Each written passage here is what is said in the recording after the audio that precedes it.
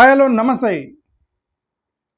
సావర్కర్ మీద వేసిన కోర్టులో కేసు అంటే యాక్చువల్గా ఇది కేసు అంటే అపోజిషన్ నాయకుడు లండన్లో ఒక ఇంటర్వ్యూ చేస్తూ సావర్కర్ గారు మెర్సీ పిటిషన్ ఫైల్ చేశారు అని ఆయన ఒక ఇంటర్వ్యూలో మాట్లాడారనమాట.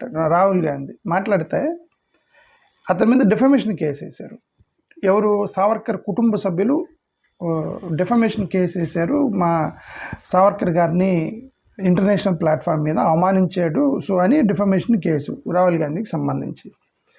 సో ఇప్పుడు అది పూణే కోర్టులో ఇది ఏమంటారు హియరింగ్ జరిగింది పూణే కోర్టులో. ఆ పిటిషన్ ఫైల్ చేసింది సావర్కర్ గారి యొక్క మనమడు, ముని మనమడు, గ్రాండ్ నెఫ్యూ అంటే మరి గ్రాండ్ నెఫ్యూ అంటే ఎవరో మరి ఓకే, సత్యాకి సావర్కర్. ఈ సత్యాకి సావర్కర్ అనే వారసుడు అతను కోర్టులో డిఫమేషన్ కేసు వేసాడు రాహుల్ గాంధీకి సంబంధించి. ఈయన 2023 లండన్ స్పీచ్ మీద మా కుటుంబ సభ్యుడిని అవమానించాడు అనేది.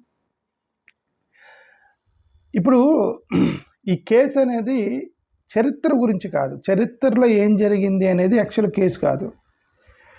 రాహుల్ గాంధీ డిఫమేషన్ చేశాడా లేదా, అవమానించాడా లేదనేది యాక్చువల్గా case. Case is not what happened in the history. నిజంగా హిస్టరీలో సావర్కర్ గారు ఉత్తరాలు రాశారా లేదా అనేది కేసు కాదు. ఇక్కడ కేసు అంటే రాహుల్ గాంధీ చేసిన స్టేట్మెంట్ నిజంగా అతని యొక్క గౌరవానికి భంగం కలిగిందా లేదా అనేది కదా యాక్చువల్ కోర్టులో జరిగిన జడ్జిమెంట్ ఆర్గ్యుమెంటు సావర్కర్కి సంబంధించి.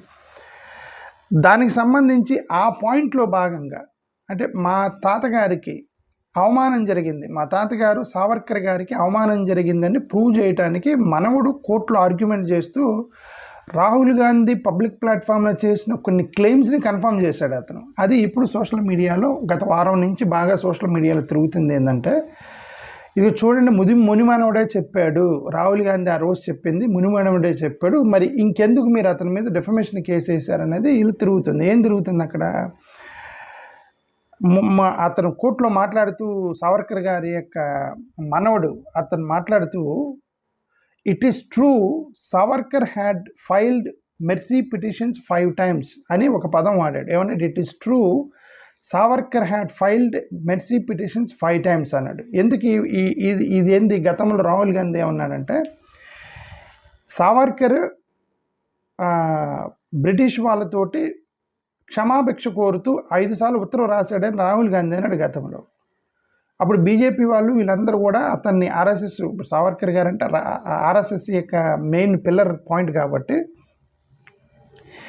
ఈయన బీజేపీకి సంబంధించిన వాళ్ళు, ఆర్ఎస్ఎస్ వాళ్ళు, హిందుత్వవాదులు రాహుల్ గాంధీ మీద విపరీతంగా ట్రోల్ చేశారు, మా ఆవిని అవమానించారు, మెర్సీ పిటిషన్ రాశారంటారా, ఆయన ఏదో ఉత్తరం రాశారనేది అప్పుడు కొట్టారు వాళ్ళు, కవర్ డ్రైవ్ కొట్టినప్పుడు ఇప్పుడు డైరెక్ట్గా మనవడే చెప్పాడు it is true that Savarkar had filed mercy petitions 5 times అని చెప్పి కోర్టులో చెప్పడంతో ఇప్పుడు వీళ్ళకి పట్టు దొరికింది రాహుల్ గాంధీ బ్యాచ్కి.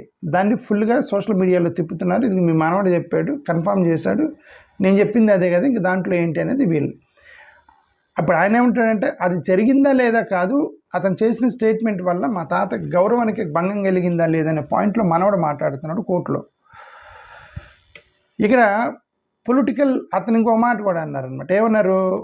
పొలిటికల్ ప్రిజనర్స్ అందరూ రాశారు, ఆయన ఒక్కడే కాదు, సావర్కర్ గారు ఒక్కడే కాదు, మెర్సీ పిటిషన్ రాసింది పొలిటికల్ ప్రిజనర్స్ మొత్తం రాశారు అంటే మొత్తం అంటే మరి కొంతమంది రాయలేదు కదా, మహాత్మా గాంధీ రాయలేదు కదా, క్షమాభిక్ష పెట్టమని మహాత్మా గాంధీ రాయలేదు, సుభాష్ చంద్రబోస్ రాయలేదు, ఈ ఫ్రీడమ్ ఫైటర్స్ రాయలేదు కదా, చాలామంది ఆ ప్రిజనర్స్లో చాలామంది రాశారు, వాళ్ళలో సావర్కర్ గారు కూడా రాశారు అనేది ఆ రోజు రాహుల్ గాంధీ చెప్పింది. ఓకే, సో అతను ఏమని ఆర్గ్యూ చేస్తున్నాడంటే ఇది సర్వైవల్ స్ట్రాటజీ. ఆ సెల్యులర్ జైల్లో సర్వైవల్ స్ట్రాటజీ కోసం అప్పుడు ఉన్నటువంటి నాయకులు మొత్తం కూడా మీ జైల్లో ఉండలేక మాకు సరే ఇంక రెండోసారి మీ జోలికి రాము, క్షమాభిక్ష పెట్టండి అని చాలామంది లెటర్లు రాశారట జైల్లో.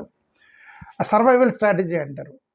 అలాగే ఈయన కూడా రాశాడన్న విధంగా ఈయన ఆర్గ్యుమెంట్ చేశాడు మనవడు. సో ఇప్పుడు ఈ 2 స్టేట్మెంట్స్ని బాగా తిప్పుతున్నారు సోషల్ మీడియాలో.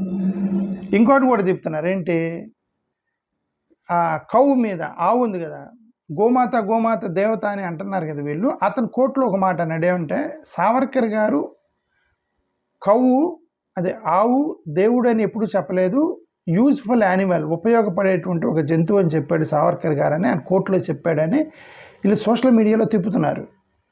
ఇంకోటి కూడా చెప్పాడట మనోడు, ఏంటి 2 నేషన్ థియరీ అనేది సావర్కర్ గారు చేసింది కాదు, సావర్కర్ గారు వాళ్ళు 2 నేషన్ థియరీ అడుగుతుంటే దాన్ని డిఫెన్స్ చేయడానికి ఇతను చేశాడు తప్ప 2 nation theory is not Savarkar's ideology అని అతను ఆర్గ్యూ చేశాడు. అదొకటి రాహుల్ గాంధీకి వ్యతిరేకంగా అతను స్టేట్మెంట్ చేశాడు. రాహుల్ గాంధీ 2 నేషన్ థియరీ సావర్కర్ నుంచి మొదలైందని రాహుల్ గాంధీ అంటే లేదు, ఇది 2 నేషన్ థియరీ అనేది ఇక్కడి నుంచి మొదలైంది అన్నారనమాట. So strategic move, recruitment process అనేది. ఇంకొకటి ఏంటి, ఇండియన్ ఆర్మీలో జాబ్ కోసం అప్లికేషన్ అంటే బ్రిటిష్ ఆర్మీలో జాబ్ కోసం అప్లికేషన్ పెట్టాడు సావర్కర్ గారని గతంలో చెప్పారనమాట. ఈ రాహుల్ గాంధీ లాంటి వాళ్ళు ఏమన్నారంటే, ఈ బ్రిటిష్ వాళ్ళ యొక్క ఆర్మీ ఉంటుంది కదా, ఆర్మీలోకి నేను కూడా జాయిన్ అవుతాను, నన్ను చీఫ్గానో ఏదో ట్రైనింగ్ సెషన్ చీఫ్గానో పెట్టమని సావర్కర్ గారు అప్లికేషన్ పెట్టారట.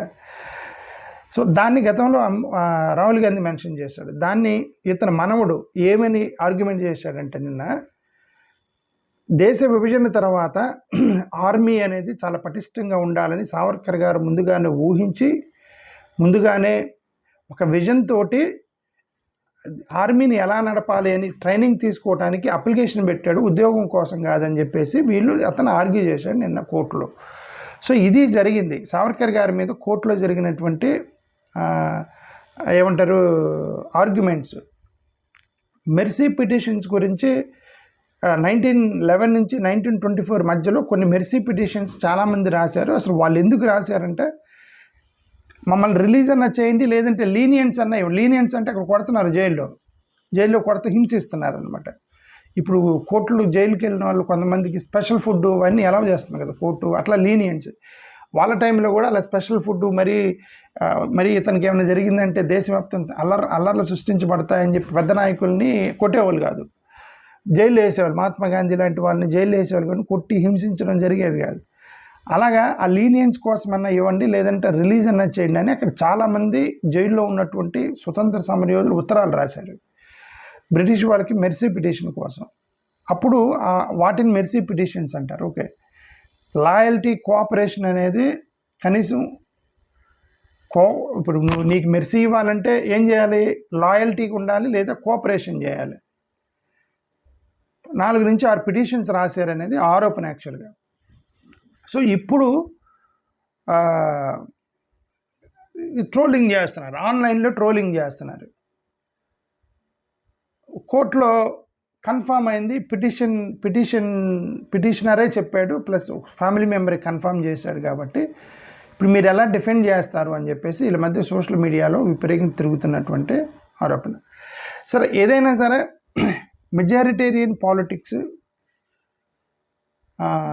బేస్ మీద, ఇన్స్టిట్యూషన్స్ మీద ప్రెజర్ పెడుతూ, సివిల్ లిబర్టీస్ కన్సర్న్స్ని తొక్కుకుంటూ, యూఏపీఏ లాంటి చట్టాలు పెడుతూ మాట్లాడిన వాళ్ళ మీద కమ్యూనల్ పోలరైజేషన్ చేస్తూ, రిలీజియస్ పోలరైజేషన్ చేస్తూ, క్యాస్ట్ ఇష్యూస్ని అప్రోచ్ డౌన్ ప్లే చేయటం, క్యాస్ట్ ఇష్యూస్ని డౌన్ ప్లే చేసి రిలీజియన్ని పెంచుకుంటూ పోవటం. ఎందుకంటే అంబేద్కర్ మొత్తం క్యాస్ట్ మీద రాజ్యాంగం రాస్తే వీళ్ళు రిలీజియన్ మీద హైలైట్ చేసుకుంటూ పోతూ యాంటీ కన్వర్షన్ లాస్ అని, రిలీజియస్ ఫ్రీడమ్ అని చెప్పి మైనారిటీస్కి వ్యతిరేకంగా చట్టాలు చేస్తూ మైనారిటీలను ఇన్సెక్యూరిటీలోకి నెట్టి economic versus identity focus, economic focus కాస్త ఐడెంటిటీ ఫోకస్గా మారి, అంటే నేను వీడిని దానిగా మార్చి ఇదంతా చేస్తున్నారని గతంలో రాహుల్ గాంధీ, దానితో పాటు ఇతని మీద కొన్ని కామెంట్లు చేశారు సావర్కర్ గారి మీద.